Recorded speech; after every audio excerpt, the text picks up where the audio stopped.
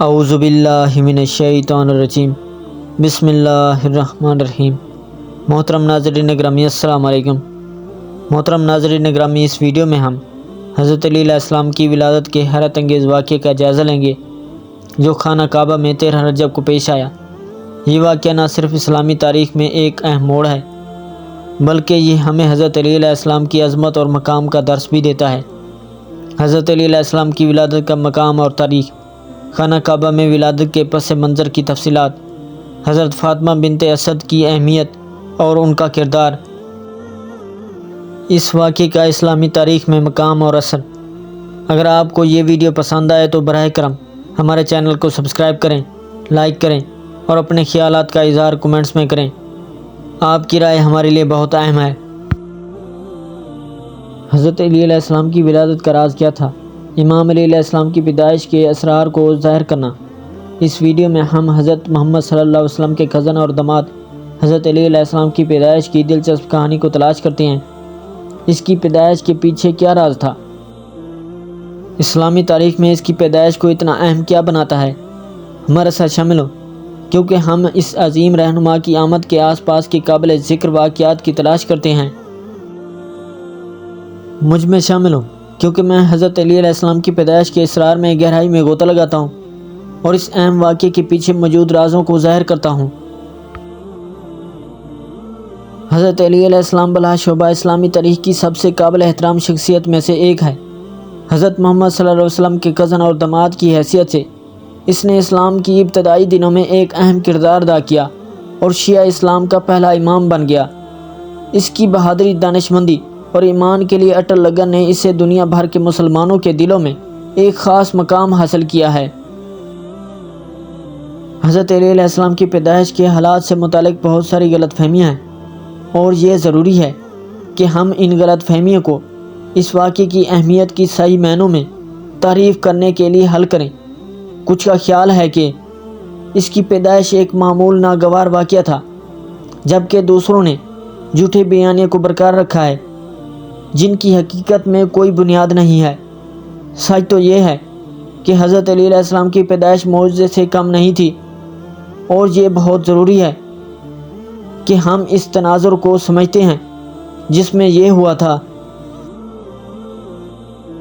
حضرت علی علیہ السلام کی پیدائش کو غلط فہمی میں کفن کرنے کی ایک بنیادی وجہ یہ ہے کہ قابل اعتماد ذرائع کی کمی اور غلط معلومات کے پھیلاؤ کی وجہ سے بہت سے نام نہاد مورخین نے اپنے ایجنڈوں کے مطابق حقائق کو زیب تن کیا یا مسخ کیا ہے، جس کی وجہ سے اس کی پیدائش کے آس پاس کے خرافات اور کنودنتیوں کا پھیلاؤ پیدا ہوا ہے۔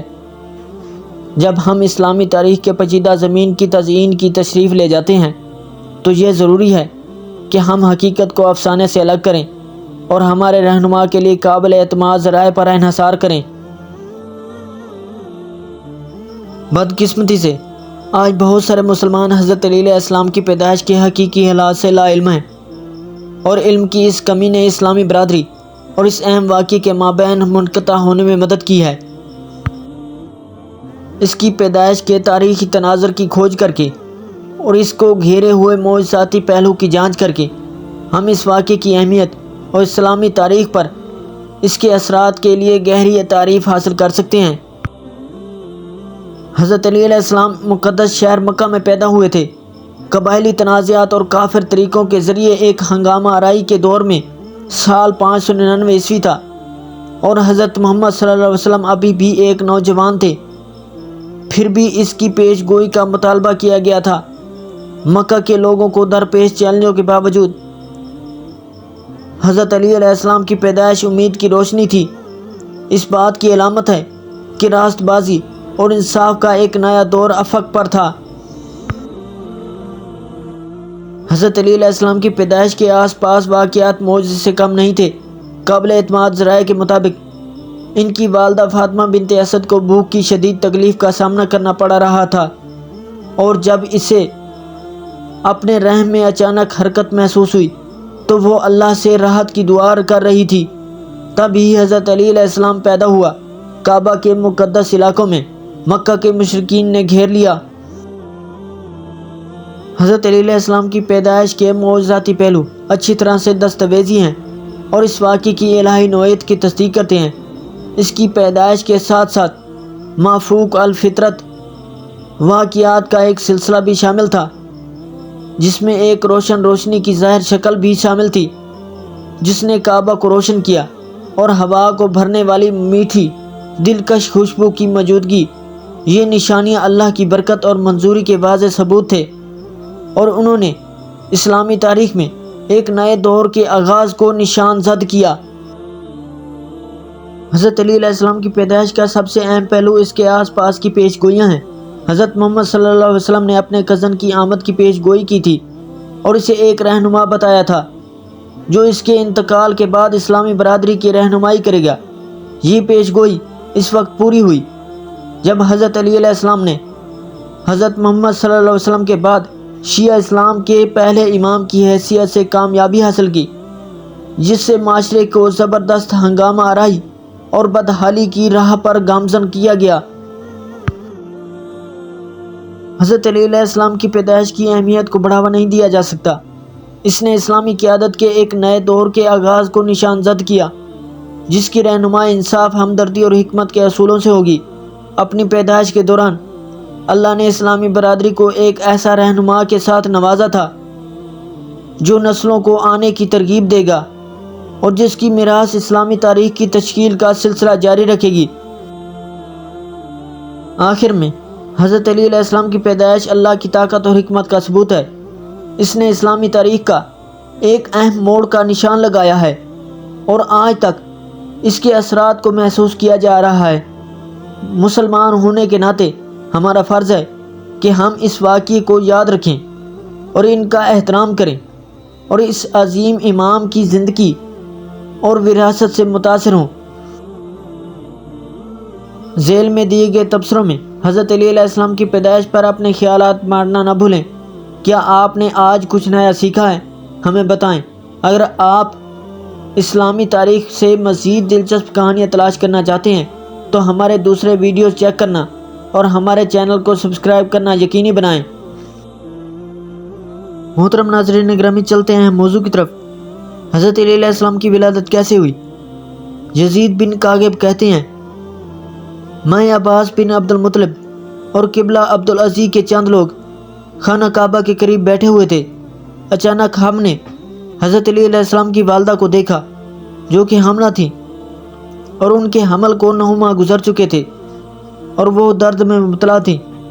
بارگاہ الہی میں حاضر ہو کر عرض کی، اے پروردگار، میں تجھ پر اور تیرے رسول صلی اللہ علیہ وسلم پر اور جو تو نے کتابیں بھیجی ان پر ایمان رکھتی ہوں اور اپنے جد ابراہیم خلیل کی گفتگو کی تصدیق کرتی ہوں اور یقین رکھتی ہوں کہ انہوں نے اس خانہ خدا کو بنایا۔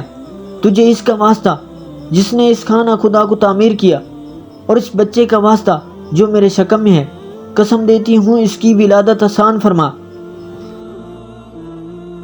یزید بن کاغب کہتے ہیں، اس وقت ہم نے دیکھا کعبہ کی دیوار شق ہوئی اور فاطمہ سلام اللہ علیہا کعبہ میں داخل ہوئیں اور غائب ہو گئیں اور دیوار آپس میں مل گئی۔ ہم کھڑے ہو گئے تاکہ جا کر خانہ کعبہ کا تالا کھولیں۔ تالا نہ کھلا۔ ہم سمجھ گئے کہ یہ سب کچھ خدا کی مرضی سے ہوا ہے۔ 4 دن گزر جانے کے بعد بچے کو ہاتھوں پر لیے ہوئے فاطمہ سلام اللہ علیہا خانہ کعبہ سے باہر آئیں اور کہا، مجھے پہلے والی عورتوں پر برتری حاصل ہے، کیونکہ مزاحم کی بیٹی آسیہ چھپ کر خدا کی عبادت کرتی تھی۔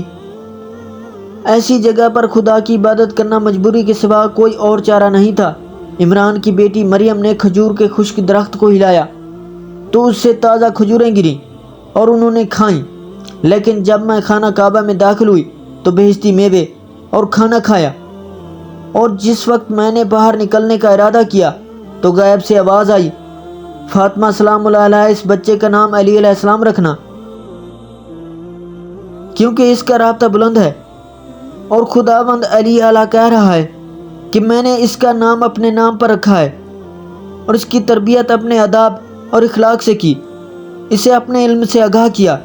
یہ وہ ہے جو خانہ کعبہ کو بتوں سے پاک کرے گا اور خانہ کعبہ کی چھت پر اذان دے گا اور میری تقدیس کرے گا۔ خوش قسمت ہے وہ شخص جو اس سے دوست رکھتا ہے۔ اور اس کے فرمان کی اطاعت کرتا ہے۔ بدبخت ہے وہ جو اس سے دشمنی رکھتا ہے اور اس کی نافرمانی کرتا ہے۔ محترم ناظرین گرامی، ویڈیو اچھے لگے تو ویڈیو کو لائک، چینل کو سبسکرائب اور بیل آئیکن کو دبا دینا اور اچھا سا کمنٹس دینا نہ بھولیے گا تاکہ آنے والی ہر ویڈیو کا نوٹیفیکیشن پہلے آپ تک پہنچے۔ اگلی ویڈیو تک دیجیے ہمیں اجازت۔ اللہ نگہبان۔